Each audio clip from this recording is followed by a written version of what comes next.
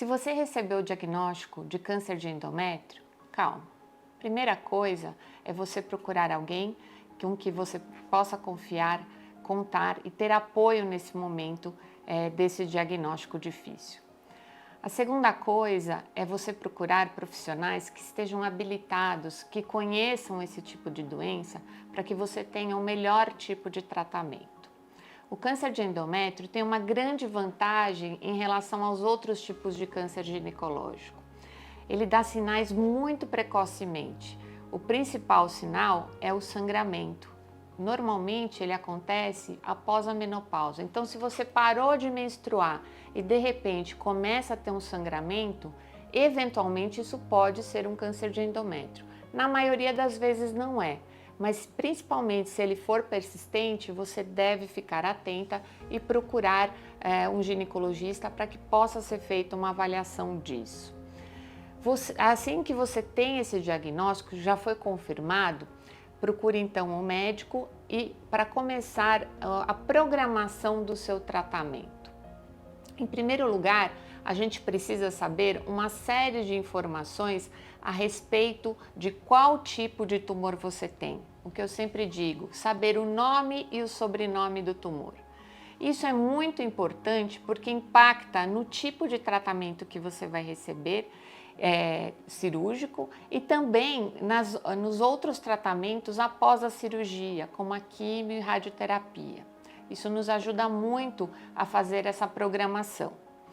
Na grande maioria das vezes, o tumor, ele é um tumor que está restrito então ao corpo uterino e pode ser feita uma cirurgia e também não será necessário o tratamento de radioquimioterapia.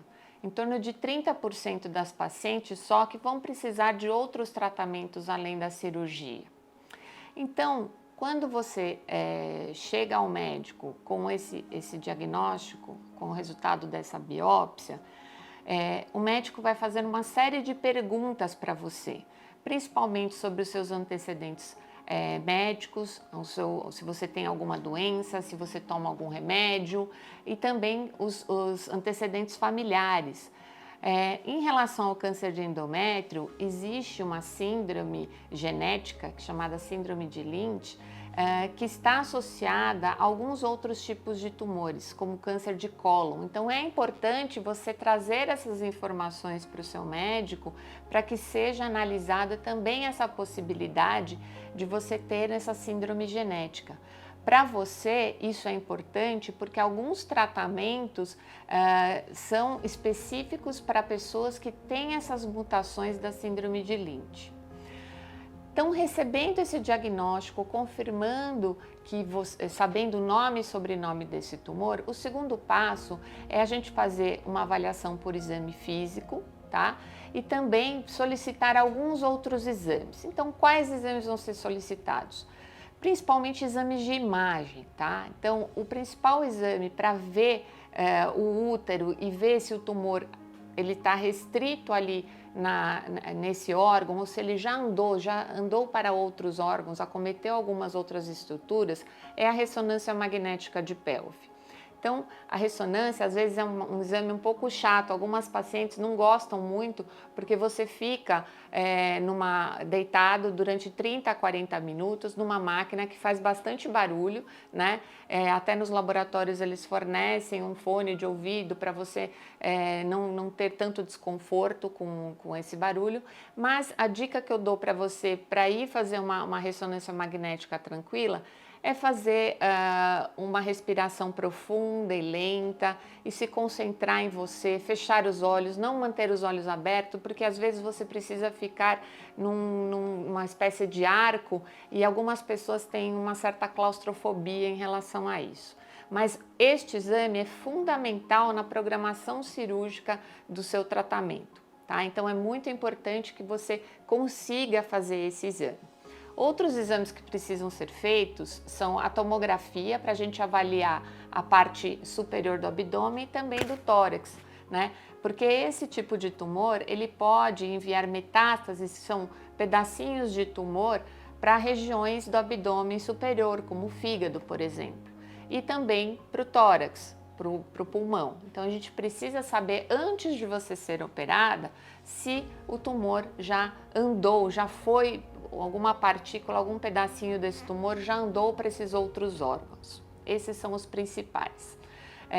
Outros exames que precisam ser feitos são a avaliação perioperatória de exames como raio-x de tórax, que se você fez a tomografia ele não é necessário, alguns exames de sangue relacionados para saber se você não tem anemia, se você não tem alguma alteração da coagulação, se seus rins estão funcionando adequadamente, se a função do fígado está normal, e também as sorologias. O que são as sorologias? São os testes de HIV, hepatite.